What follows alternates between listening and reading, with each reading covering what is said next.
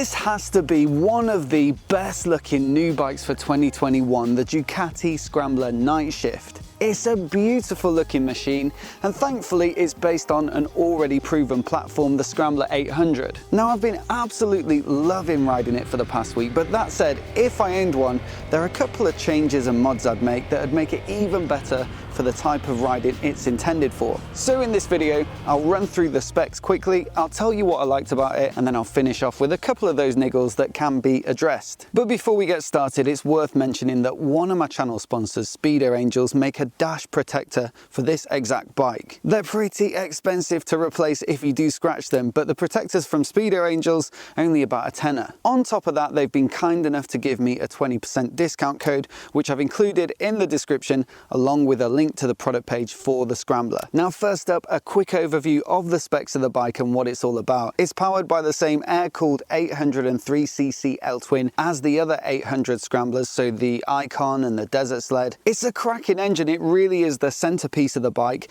Not the most powerful by any stretch of the imagination. It's about 72 horsepower, 66 newton meters of peak torque, just under 6,000 revs, so decent there as well, but not particularly like mind-blowing. But it's one of those bikes that doesn't really need any more than that. You can just pin it everywhere and really feel like you're getting the most out of the bike, and it suits that sort of retro scrambler come road bike personality. On top of that, you get the twin exit silencer. You only get a kind of single silencer on the Icon, and I think this just sounds that little bit better.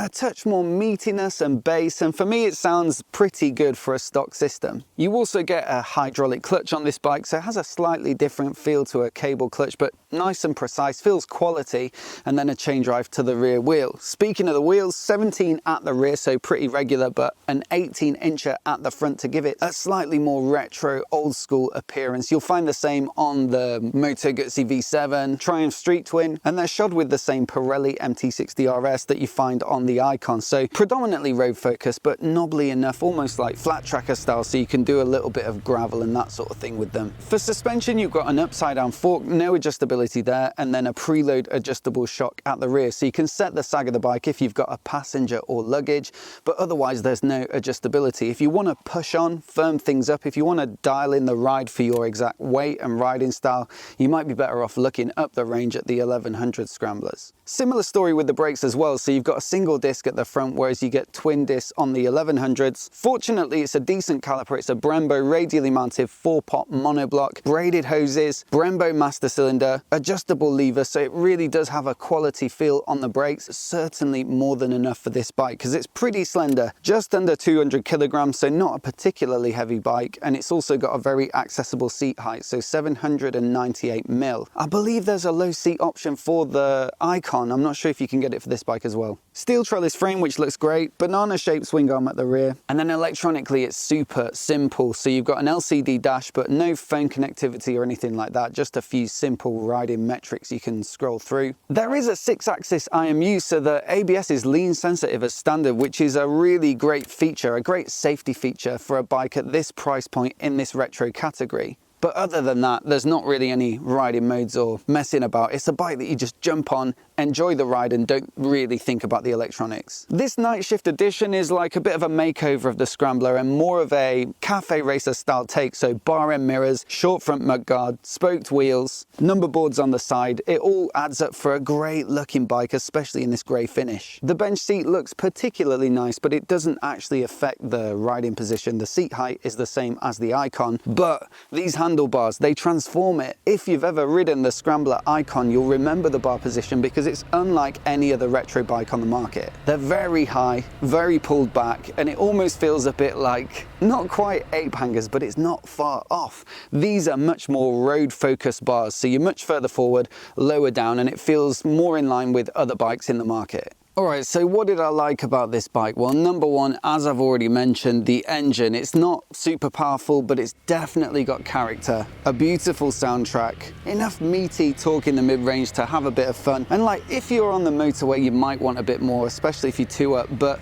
as the roads shrink, you know, B roads and then little country lanes, it starts to feel enough, and it's perfect for hooning around some little back roads where it's a bit gravelly and that sort of thing. Number two is the brakes. I think you might look at a single disc setup and think it's probably not going to be enough, but they're excellent. It has a little bit of initial bite and then it's quite gentle, but as you really apply the pressure, there's plenty of stopping power, and the adjustable brake lever is a big plus for me at this price point, along with the clutch lever. Number three is the looks. I think it's absolutely stunning. It kind of replaced the Scrambler Cafe Racer in the lineup. For me, that was also a nice looking bike, but a bit louder, a bit less subtle. I think what they've done is toned it down. It's still got a bit of a Cafe Racer feel to it, but it's much more stealthy and refined. On top of that, number four is the finish. There are lots of nice little items on there. The bar end mirrors, the indicators, those are really nicely done. Both of those are from the accessories catalogue, but standard on this bike. And those indicators are about 300 quid on their own. The stitched detail and logo on the saddle, and then you've got that tuck and roll style, but it isn't actually stitched, so it's still waterproof. Nice looking, but you know, well thought out. The number boards on the side and the little cutout on the left-hand side, so you can still easily adjust the preload. You know,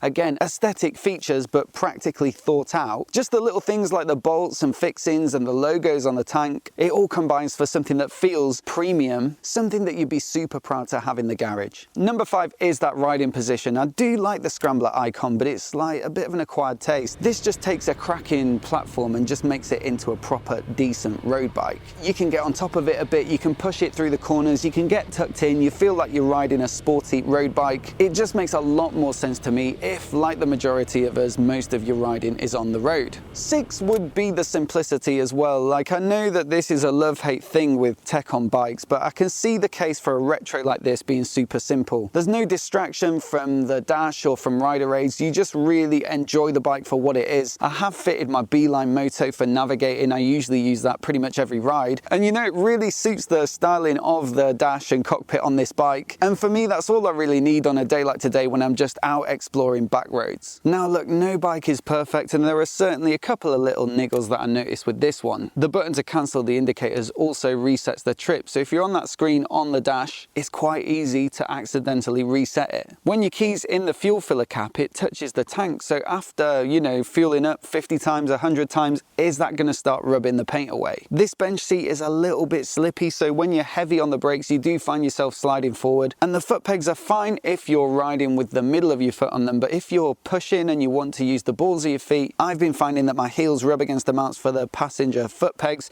and they're not removable. But honestly, most of that stuff is pretty minor, and I think you could live with it. What I really wish they'd done with this bike is leaned into that road bias a little more. The Scrambler icon is a decent choice if you want to do a bit of everything, commuting and road riding and a bit of light green laning and gravel riding. And then you've got the Desert Sled if you do want to try and push it a little more off-road, so it's taller, more travel in the suspension, more ground clearance, and it's also got a bit of protection, so a headlight guard, sump guard. Clearly this is the one to go for if you're mainly doing road riding, and what I wish they'd done is just fitted like a 17 front, some proper road tyres, and firm the suspension up a little bit, especially on the shock. Then for me it would make a great competitor for some of the other retro sort of road focused bikes like the Triumph Trident or the Husqvarna Vitpillen 701. Both those bikes just feel a little bit more tight and composed through the bends. This is a bit softer. Some people might like that, but for me, I'd just firm it up that little bit. But like I said, you can fix these things. These tyres are going to wear out at some point, and there are decent road tyres for an 18-inch front.